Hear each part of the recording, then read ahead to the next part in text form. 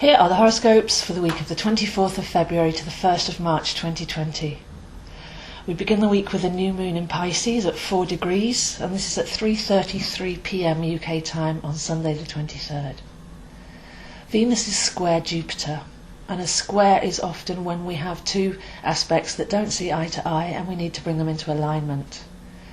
So if Venus in this instance is our self-worth, our beauty, our nourishment, our kindness and our abundance, then in order that Jupiter can bring us into our majesty, we need to clear away anything that's not that.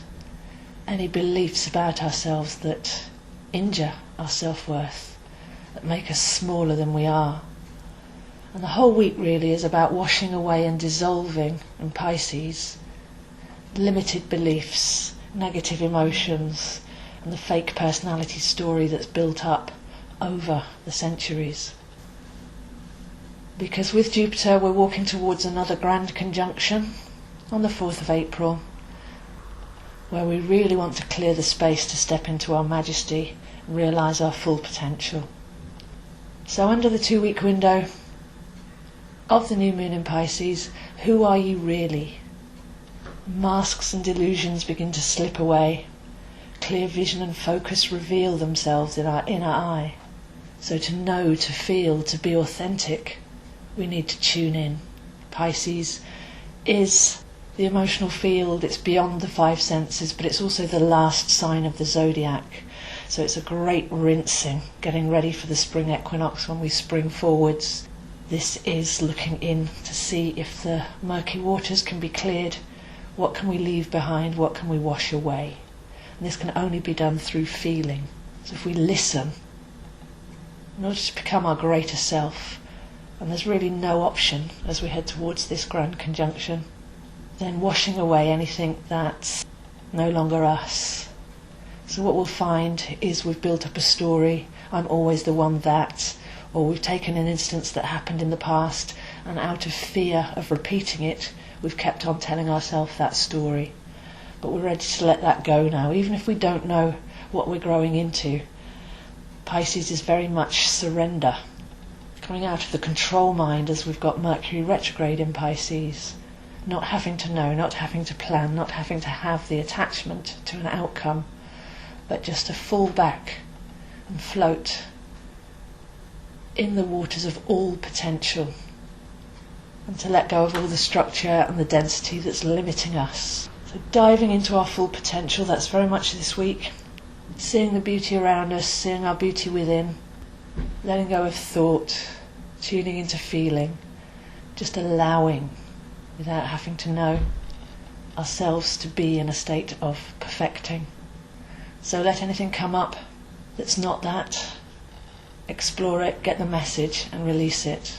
As by Tuesday we slowly start to come out of our hibernation. The quality of the light at this time of year is fresh and bright. The days start to get longer, and there's a sense of hope and vision that we can capture. So we've been forever changed through our hibernation, our restorative winter retreat. Now to let go of the old ways of struggling and trying, leave them in the past, and connect to our magnetic creative power source is what we're primed to do. By Wednesday we have the Sun and Mercury meeting, and this will really help because we can cleanse our mental emotional field, bringing in that light and hope where once were doubt and fear. We can heal the energy body, we can embrace our freedom and light. But like I say, really the big story we're heading towards while we're in Mercury retrograde, which is the workshop for all of this, to change the way that we see and feel about ourselves, and to step into that greater knowing, that greater feeling, that greater connectivity. The big story really is that Jupiter's approaching Pluto for a meeting on the 4th of April, and this is magnificent. So we're starting to feel those earth tremors now.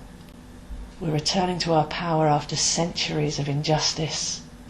But like I say, before we can do that, we need to let go of anything that's not empowering. And by Friday, to assist us with this, we have Venus square Pluto. So we know a square is a challenging aspect. At the beginning of the week, Venus square Jupiter. Where are we making ourselves small? Where are we not stepping into our power? Now we've explored that, we can throw everything that was limiting into the forge of Pluto, to alchemize it, to release it. And while we're changing our narrative, we're changing our beliefs. It feels to me like a everything must go clearance sale. So really beautiful layers here, but mainly the Mercury retrograde helping us to change our mind. When we think the same thing, when we run the same narrative over and over again, it hardens our neural pathways. It becomes a lot harder to think differently as we go into routine. That's what needs to go. It's time to change the story. The you that you think you are might not be the real you. And curiosity can come forwards now, rather than having to know. Using our imagination, suspending ourselves in a state of wonder, and playing with all the possibilities will help us elevate from a person to a soul perspective. So a very inward and dreamy week, lots of work to be done, but it can be quite light. Once we realise something isn't true, we can let go of it very quickly. So the main thing is to realise what's not true, to bring it up, to challenge it, and to alchemize it. So this is a week to be gentle with ourselves, to find that inner love, that inner beauty, the abundance, the gratitude. And with feelings, I think we can often get caught up in the story when we start to bring them up mentally, especially during a Mercury retrograde. We can then start thinking again along those lines. So I find it quite useful to simplify. There's only really two feelings, expanded or contracted. And if we look at our feelings in that way, our body is already telling us what's good for us and what's not. So when you're bringing things up, don't get caught up in the story, thinking it and feeling it again. But maybe just look, where do I feel contracted, blocked, knotty? And then allow that feeling to dissolve, finding the reason behind it and challenging that reason. So challenging and curiosity together, an interesting mix, but there's a sense of hope and excitement coming in. Who are you becoming? Your real self. Permission to be your real self. Permission to not comply with the false limitations that have been put on you. And this is all very transpersonal. I feel that that's where we're going this year. Many people are constantly thinking about themselves and their small story, and that part of them that isn't really them. But who are you when you transcend that? Who are you when you allow all possibility? When you go on a vision quest to find the real you? Everything falls off then, rinses off, so we no longer hold on to it. And sometimes I feel it helps to go back to a moment in your childhood when you were happy just being you, before all the stories came along.